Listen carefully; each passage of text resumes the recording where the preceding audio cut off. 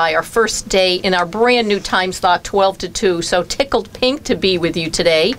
And we have new music to go with it. So I tell you, newness all around today. Life is an adventure. I love that. Very, very happy March. So glad that you are with us today. And I'm so happy to meet someone for the first time who I have heard about, have not had the pleasure of meeting in person. She is a life coach strategist. She's the founder of Dream Girls, which is a nonprofit program for girls ages 12 to 18. She is all about empowering women, empowering young girls. Today specifically, there's so much we could talk about with her, but specifically we're going to focus on bullying, effects of bullying, cause, signs of bullying, and there's no one better to discuss that with than our very special guest today, Charnel Watts-Smith. Charnel, good morning, or good afternoon. Excuse me, I have to get out of this habit. It is so nice to meet you in person. Nice to meet you. I have heard a great deal about you. We have a lot of mutual friends, and so it's a treat to see you in person.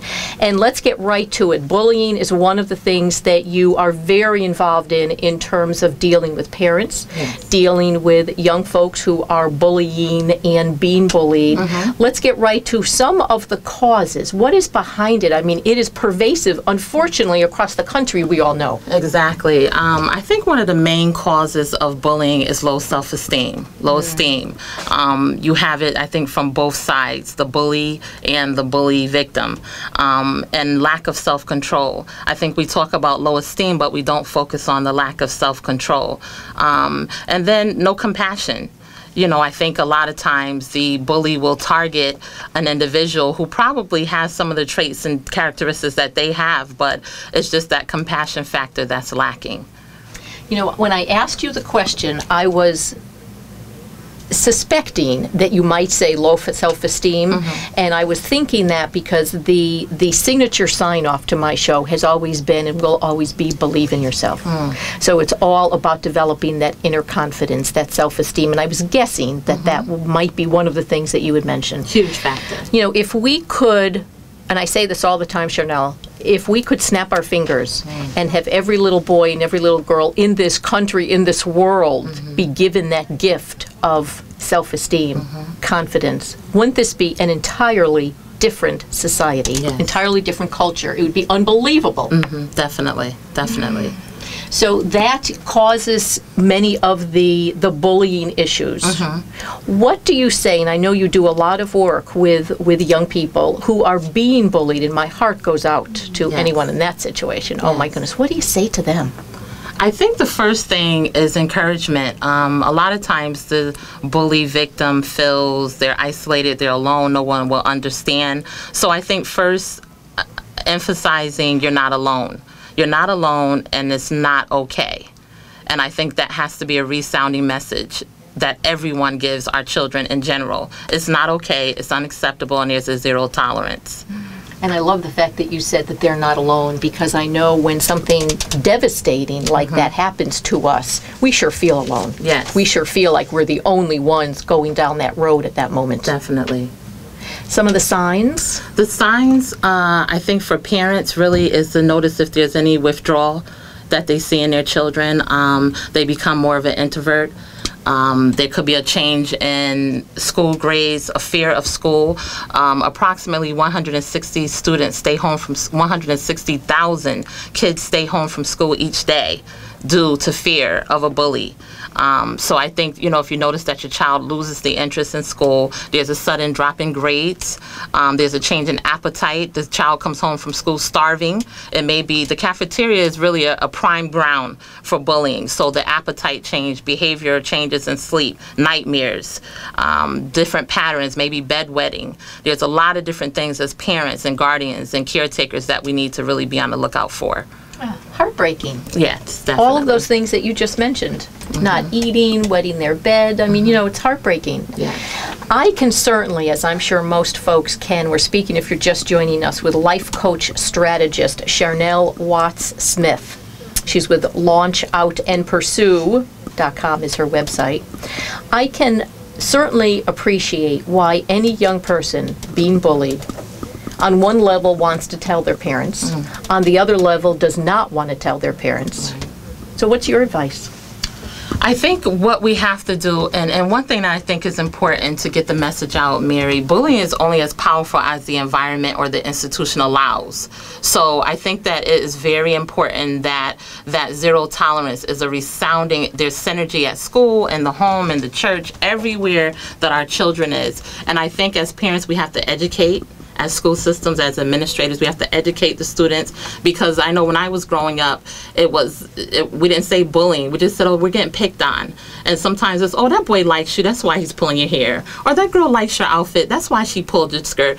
We try to downplay it, but I think we have to really go deeper, and we have to really research and investigate why things are happening, but to empower the students to say this is unacceptable. Because a lot of the secondhand, we talk about the dangers of secondhand smoke, but we don't talk about the dangers of secondhand bullying. A lot of kids witness a bully attack, and they're more fearful than the victim. So I think we have to empower, we have to educate, whether it's role playing. This should be this should be a repeat assembly in the school systems, because it is a constant problem that is growing, and the repercussions in some instances are death. So it's a huge problem that I think we really have to take the time out. We have to educate our children, we have to empower them, and we have to intervene. Do you know, are there any statistics in terms of young girls who are being bullied? For the most part, are they being bullied by girls or by boys? For the most part, girls. For the most part, it is girl-on-girl bullying, just like you have the girl-on-girl fighting, which is actually a consequence and a behavior as a result of the girl-on-girl bullying. Then we have the girls cutting themselves and burning themselves. So with the girls specifically, there's so many behaviors that are birthed from that platform of bullying. And you mentioned when you were growing up, and when I was growing up, it was even longer ago. I suspect I'm a few years older than you. But so you and I did not have to contend with cyberbullying, no. Which of course young people today do. And that in and of itself is something that is just so painful. Painful. Definitely, yes. And it's so easy, yeah. Because it's not even up close and personal. You don't have to attack. You just get on your computer and type some mean, malicious things. Right. And, you know, the pain is right there. Right. What can folks do for that? I mean, if someone is not being bullied at their school, but is being bullied online, it's a little different response? Yeah, a little different response. I think we have to really monitor. There are a lot of safeguards in place from a bullying cyber perspective. As parents, we have to really monitor the Facebook accounts, the Twitters, the different things. And like you said, it's a problem that we didn't have growing up, but you know, my daughter's 12 and she has a Facebook, but I am one of her friends. I think as parents we have to get involved, and it's very hard to say no because it is a part of their world, but I think we have to educate ourselves on their world and get involved and really have a dialogue and open communication with our children, because cyberbullying is just as big as physical and verbal.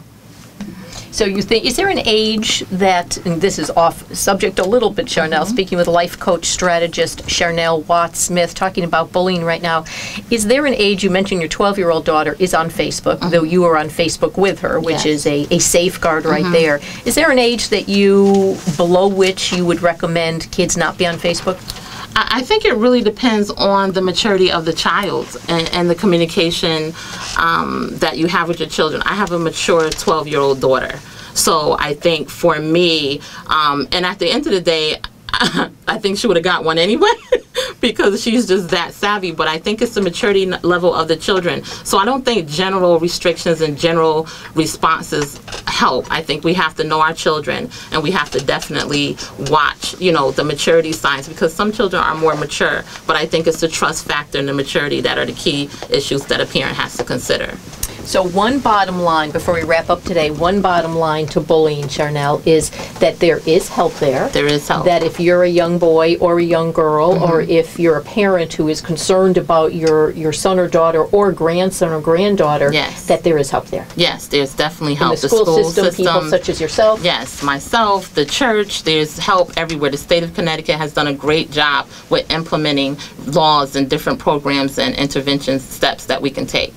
You're based in Connecticut. Connecticut? Yes. What part of Connecticut are you from? I'm from New Britain, Connecticut. You are, my hometown. Oh, okay. Did you grow up in New Britain? No, I grew up in New Haven, Connecticut. Really? Yes. Oh, I grew up in New Britain, right on Stanley Street. Oh, okay. About a mile north of the college. Okay. Yep, Okay. my hometown. Oh, love New Britain. So how can folks get in touch with you if they would like to? And I would encourage you to follow up with Charnel. Again, if you have any questions, any comments, any concerns about someone in your family, someone you may know, certainly do get in touch with a professional who has some expertise, some advice, and that could be Charnel Watts-Smith. What's the best way, Charnel? By phone is 203-887-3416, or they can contact the website at launchoutandpursue.com.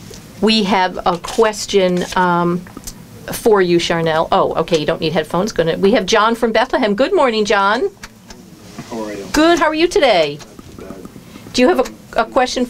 As far as your guest goes, what I read and what I have seen children do in the past, if it gets to the point where they're nervous to go to an adult or a supervisor or another teacher or a teacher's aide, sometimes when you pick out somebody amongst your circle of friends that could maybe help you out before you got to go to that level. Because when you're in school, you're at 8th grade age, middle school, you run to administration, you get labeled pretty quick. Right. Almost as painful as the whole subject itself. What I found out was easier when I was growing up. If you got to pick somebody amongst the circle, start there first before you run into the office. John, were you ever bullied when you were young, John? But back then, no one cared if you took a swipe at somebody. Not a big deal. John, thank you so much. I'm so glad you called. Yes. And I was hinting at that earlier, but John said that so articulately in terms of at that age. When I mentioned earlier that they do and they don't want to talk to their parents. Exactly. And the reason they wouldn't is for what he just mentioned. I mean, my goodness, it could just make things so much worse. Exactly, yeah. And I think that's a really good point. And I think what has to happen, that's part of that education piece. That if there's a group of friends, as parents, as administrators, you have to empower someone. Someone has to stand up and say, this is unacceptable and I will not tolerate it for myself or my friends. So it is very important, and that is part of that education process, is maybe allowing them to have peer-to-peer mentoring. That's one option, or also having something constituted in the school that there is a go-to person, a student, whether it's a student body or whatever the case is, because it is hard. You don't want to be a tattletale, you don't want to be a snitch, but the reality is someone has to speak up, and unfortunately it's not happening at that level more so than often. I just had a flash as you were speaking, Charnel, and when I was listening to John, again, thank you for that call, John, seeing a couple of television shows recently on this, movies or whatever, TV movies, and there was bullying, and in two of them I've seen maybe over the past month or so, they said that, if the person being bullied does not react, the bully will stop. Now, I'm not sure that's easy to do. I get that psychologically. If you don't let it bother you, then they're going to stop. Well, if you don't let it bother you, come on. Yeah. You know what I mean? Yeah, I think that's a mixed message. I think sometimes what happens is the child starts to think, oh, okay, well, I deserve this, or this is my fault. And I think it kind of shuts down communication. So I think there's a fine line with ignoring the bully. Because the reality is, if they're on my school bus, Mom, where else am I going to go? If they're in the cafeteria, I got to eat. Where am I supposed to go? If they're hurting you physically or threatening to hurt you physically, how can that be ignored? Yeah. Real quickly, we have Walt from Woodbury. Good morning, Walt. Afternoon. Good afternoon, Mary. How you doing? I'm doing great. I just want to say, when I was younger, I went to quite a few different schools out west, and one of them was on an Indian reservation where I did have a fight every night for the first couple of weeks on the way home from school, but I think it was just finding your pecking order back in those days. Yes. But for one school I went to, our if there was two boys got into a fight, or two girls either, they would take them out to the PE field and put the 12-ounce gloves on and let them fight it out, and then they'd shake hands after. Now, I know we can't do that today, but after they got it out of their system, it seemed like they were pretty good friends after that most of the time. Wow. That was the way it was handled back then, I guess. Wow. Get it out of their system. Yeah, just duke it out. That's right. Well, thank you so much. And it was, as we've mentioned, handled very differently back then, however you Definitely. define back then. Isn't that interesting? Charnel, thank you so much. We have to let you run. My goodness. Okay. I didn't know you were going to be this good. I'm kidding. I knew you were going to be this good. Life coach strategist Charnel Watts Smith. Her website is launchoutandpursue.com. Is Ann spelled out, A-N-D? Yes. Launchoutandpursue.com. Is that the best way to contact Yes, you? that's the best There's way. an email through there? Yes. So please just remember there is help if you're being bullied, if you know someone, if you're a parent of someone. Do not just accept it because you don't have to. Get some help. It is there. For example, our guest today, Charnel Watts Smith. It's so nice to meet you. Nice to meet you. Thank you for coming in Thank today. you A for very having happy me. March. Oh, yes. Same to you. Thanks, Charnel. Thank you. We'll take a break. We will be back. Open phones. If there's anything on your mind, our number is 1-888-574-2723. It's a new month. Of course, I have a new monthly challenge for you. Stay with me. This is Mary Jones. That's hysterical. Oh, yeah. I'm like, who's that? Okay. No, you couldn't plan that. You couldn't time that. I'm telling you. No, let's plan a God. radio interview the exact moment that her recorded TV interview is going to be aired. You're listening to The Mary Jones All right. Show.